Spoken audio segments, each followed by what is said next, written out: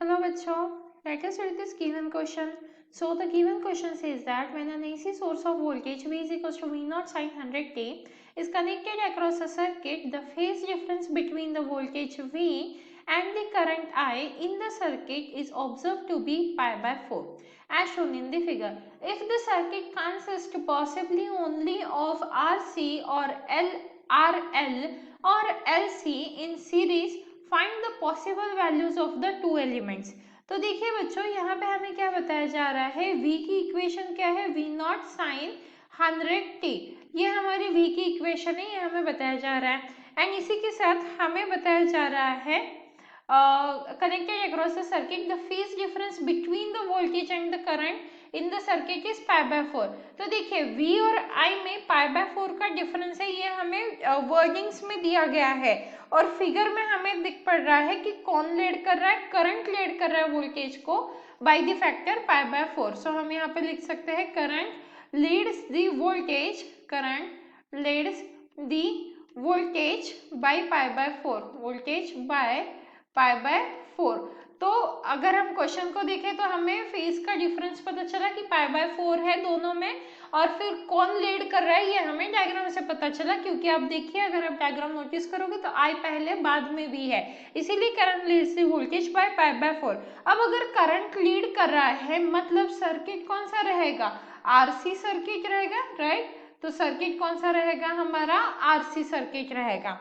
अब देखिए हमें क्या बोला गया है, सर्किट को पहचानिए, तो हमने पहचान लिया है कि हमारा आरसी सर्किट है। अब हमें आर एंड सी की वैल्यू उनको बतानी है, राइट। तो चलिए आर और सी की वैल्यू फाइंड आउट करते हैं। अब हमें पता है tan फाई क्या होता है, tan phi is equal to XC by R होता है। अब एक्सी बाय आर, एक्सी क्या होता है वैसे 1 बाय ओमेगा सी, और ये आर जो ऑलरेडी था, तो कुछ इस तरीके से हमें इक्वेशन मिल जाएंगी, राइट। अब पाई बाय 4 का फेज डिफरेंस है, तो फाई की जगह पे हम क्या लिख सकते हैं, tan पाई बाय 4, और ये किसके इक्वल हो जाएगा, 1 upon omega C R, right. अब tan पाई बाय 4 कितना होता है, वो तो होता है 1, इसीलिए instead of tan pi by 4 we can equate 1 by omega C R with 1, right. अब क्योंकि हमारे पास v is equal to V naught sine 100t है, ये इक्वेशन है, तो यहाँ से हमें ओमेगा की वैल्यू पता चल रही है, ये किसकी इक्वेशन है, ओमेगा की इक्वेशन है, राइट। तो अब क्या करेंगे हम, ये देखिए ये इक्वेशन हम यहाँ लिख लेते हैं, हमें क्या मिला है, 1 is equal to 1 upon omega C R, जिसमें से ओमेगा है 100, तो C R is equal to हम लिख सकते हैं 1 बाय ओमेगा, मतलब क्या हो जाएगा, 1 बाय 100 हो जाएगा, राइट। अब हम ऑप्शन में से चेक करेंगे कौन सा ऑप्शन इसे सेटिस्फाई कर रहा है। जैसे हम ए को देखें 1 kilo ohm and 10 microfarad, if suppose हम ऑप्शन ए की बात करें तो वहां पे सी आर की वैल्यू क्या हो जाएगी, देखिए सी आर की वैल्यू हमें 1 बाय 100 चाहिए है, राइट। इसे इरेज करके यहाँ पे साइड में लिख लेते हैं 1 बाय 100, हमें क्या मिला यहाँ से सी आर की वैल्यू 1 बाय 100 मिल गई है, ठीक है। अब हम एक एक करके सारे ऑप्शन चेक कर लेते हैं कौन सा ऑप्शन इस इक्वेशन को, जो हमें इक्वेशन मिली है उसे सेटिस्फाई कर रहा है, ओके। तो यहाँ पे हम ऑप्शन ए चेक कर लेंगे, यहाँ पे बी, सी एंड यहाँ पे डी।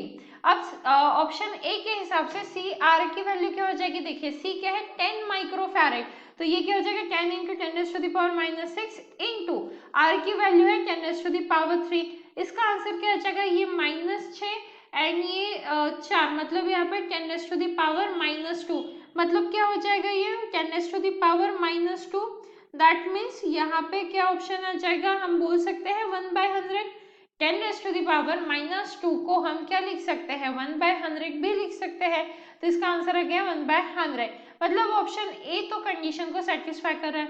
अब बी को देखते हैं 10⁻3, क्योंकि आर की वैल्यू है एंड सी इज माइक्रो, मतलब 10⁻⁻6, इसका आंसर क्या आ जाएगा 1 बाय 1000 आ जाएगा, राइट।